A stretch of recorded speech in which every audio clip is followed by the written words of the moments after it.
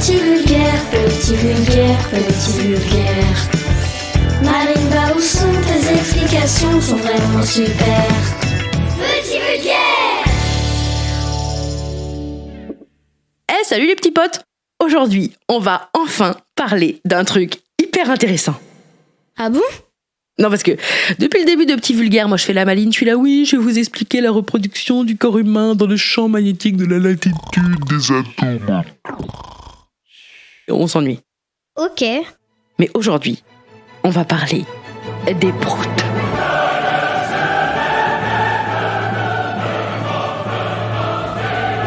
Oui, je sais, c'est trop bien, on va enfin parler de ma passion.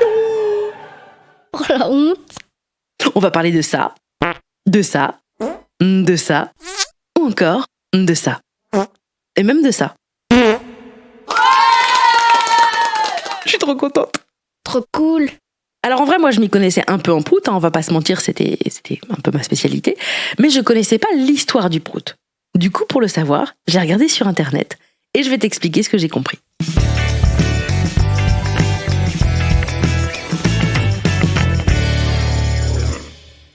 Alors déjà, sachez qu'il y a des gens qui s'appellent prout. Par exemple, le fils de Beethoven. Oui, Beethoven, le mec qui a fait ça.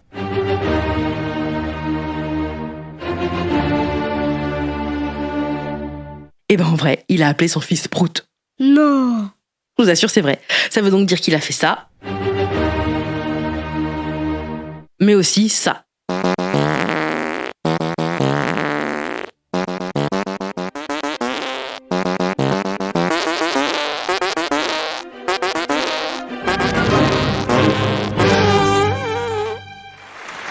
Merci à tous. Oh chérie, vous m'aimez, chérie.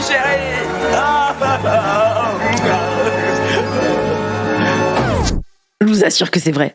Oh la honte. Il y a aussi une rivière en Suisse qui s'appelle le Prout. Donc il y a des gens qui naviguent sur le Prout. Le niveau de la rivière, la Prout, s'est élevé de 5 mètres en quelques heures. Et j'ai même trouvé une école aux États-Unis qui s'appelle la Prout School, l'école Prout. Donc j'imagine évidemment qu'il y a une fanfare dans cette école, la fameuse fanfare de Prout. Ça me fait rire à chaque fois. Alors évidemment, j'ai pas trouvé d'extrait sur YouTube, mais à mon avis, la fanfare de Prout, ça doit donner ça.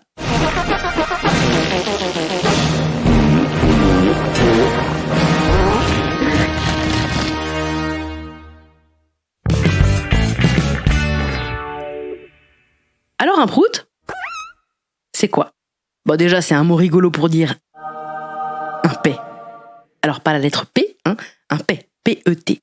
Et mon papa, il a une explication, il dit toujours « Le paix est un petit vent violent qui souffle entre deux collines et qui annonce avec fracas l'arrivée du capitaine Caca. » C'est beau, hein ? Oui, c'est parce que mon papa, c'est un poète. Donc je te redis le truc. Le paix est un petit vent violent. Bon, ça oui, ok.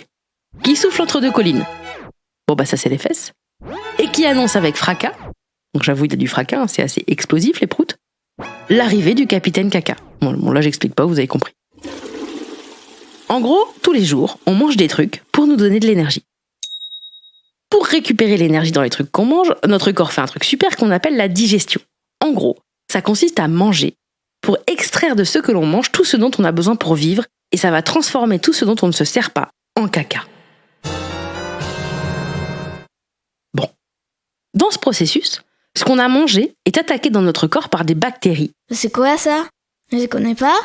Les bactéries, c'est des petites cellules de notre corps et c'est leur travail d'aller s'occuper de ça. Ok. Grâce à leur travail, la nourriture va se décomposer. En se décomposant, cette nourriture, elle va produire des gaz. Ça s'appelle la fermentation. Tu vois, par exemple, quand tu laisses une nectarine trop longtemps dans la corbeille à fruits, au bout d'un moment, ça fait un petit bout noir et ça change de couleur et elle est plus molle. Bon, la fermentation, ça ressemble à ça. Et alors là, peut-être que tu te dis « Bah, c'est dégoûtant !» Mais en fait, c'est complètement naturel. C'est comme ça qu'on fonctionne.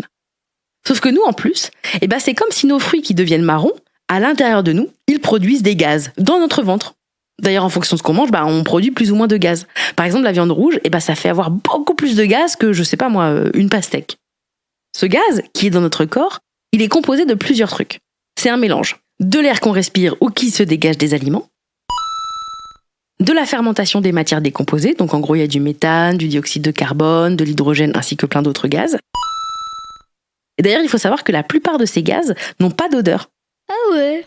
Il y a seulement 1% des gaz qui sentent pas bon. 1%, ça veut dire par exemple que tu prends 100 M&M's, tu les mets tous devant toi, et ben il y en a qu'un seul qui va puer. Voilà. Et ben donc c'est un tout petit pourcent de ton prout qui va faire que ça pue. Alors que tous les autres composants de ton prout, ils disent « Ah nous, on est innocents hein. !» Bon, en tout cas, tous ces gaz, qu'ils puent ou pas, il faut bien les sortir par quelque part. Donc, par l'anus, le trou des fesses, qui est un énorme muscle qui est quasiment tout le temps serré. Donc si jamais on te demande, là, actuellement, tu as un muscle qui est très tendu. En fait, c'est un petit peu comme si tu faisais du sport sans t'en rendre compte. C'est fou, hein ?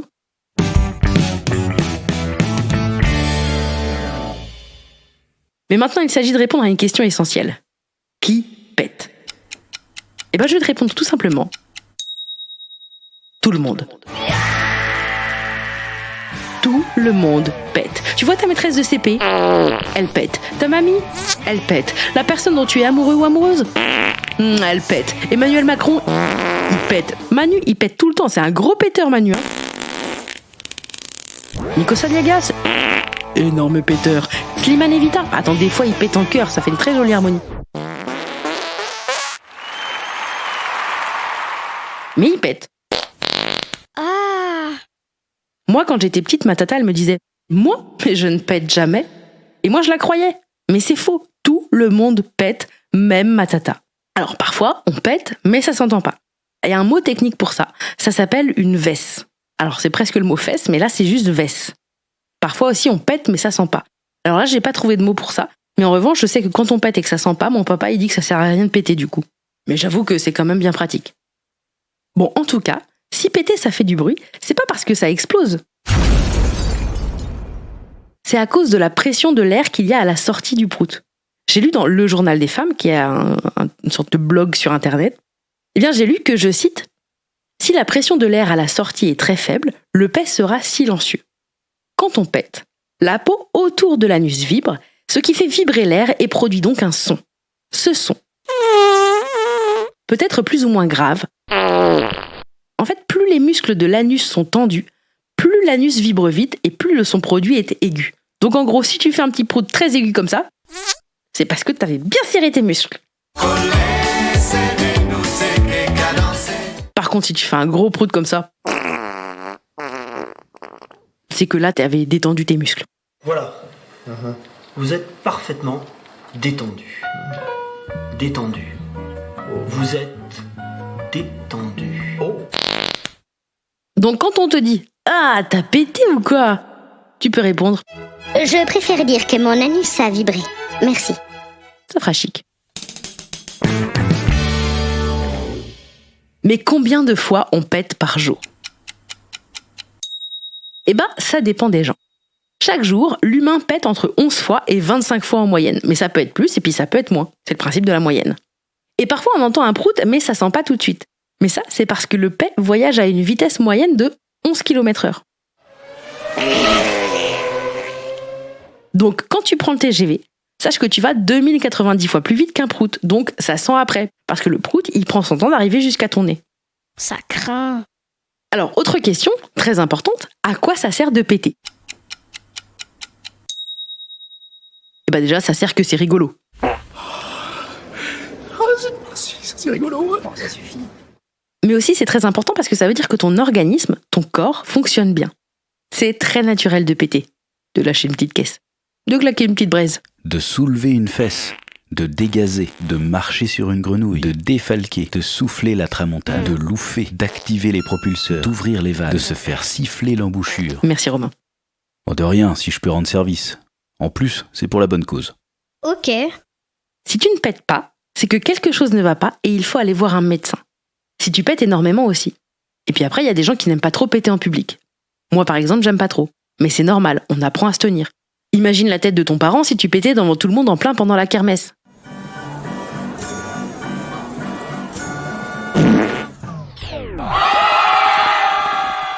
Donc bon, tu peux te retenir, mais attention. Il faut pas se retenir trop longtemps, sinon ça fait mal au ventre. Oui, parce que ce gaz que tu as dans ton ventre, il doit sortir. En fait, un prout, c'est un peu comme une célébrité qui est à Fort Boyard. Elle est coincée dans une pièce, mais à un moment, il y a tous ses potes dehors qui lui font « Sors ! Sors !» Donc ce qu'il faut retenir, c'est que si tu pètes, c'est que tout va bien. Chouette. Alors là, tout de suite, avec mon frère Romain, on vient de te dire plein d'expressions pour parler des proutes, qu'on appelle aussi des flatulences.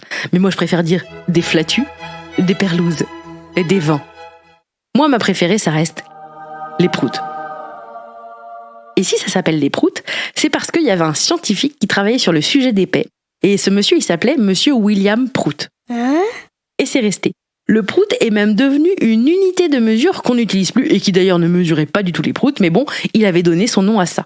Donc il y avait des scientifiques qui disaient J'ai mesuré, ça fait 8 proutes et demi. Vraiment. C'est génial. Sache qu'en français on dit prout, mais en anglais on dit fart, en espagnol, pedo, en japonais. onara. C'est trop bien, on peut péter dans toutes les langues. Et d'ailleurs, en faisant mes petites recherches, j'ai appris plein de choses trop rigolotes sur les proutes. Ah bon?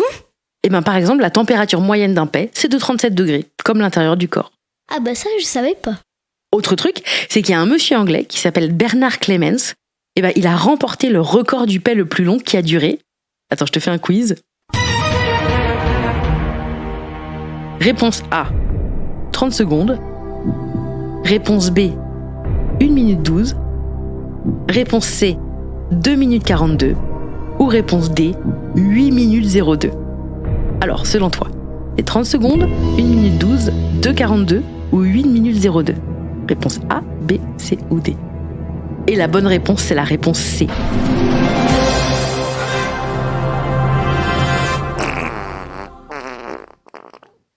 Ce monsieur a pété pendant 2 minutes 42, c'est fou. Et ce que je trouve encore plus fou, c'est qu'il y a un monsieur qui était là pour le mesurer. C'est-à-dire qu'en fait, le monsieur, il a commencé à péter et il y a un mec qui a fait « tac, c'est parti, chronomètre ». Il a pété le gars pendant hyper longtemps et à la fin, le mec, il a fait « tac, fin du paix ». Oh, c'est un record battu. Formidable.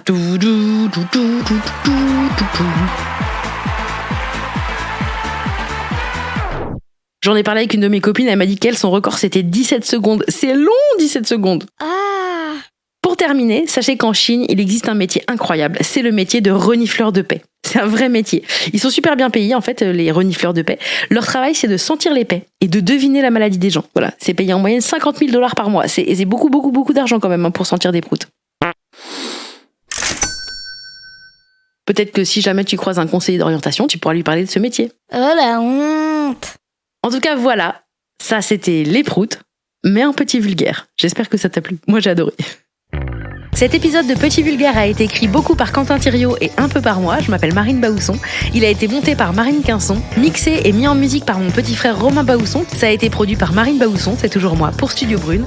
Les petites voix sont celles de Jeannette et Elisa. Et enfin, le graphisme et les illustrations sont de la fabuleuse Juliette Poney. Si tu as aimé cet épisode, n'hésite pas à en parler à tous tes potes, à lui mettre plein d'étoiles et de commentaires sur Apple Podcast, Podcast Addict, Spotify, Kiku et toutes tes plateformes de podcast préférées. Et surtout, n'oublie pas de bien te laver les dents tous les jours, c'est hyper important. Gros bisous et merci. Bisous. Bisous.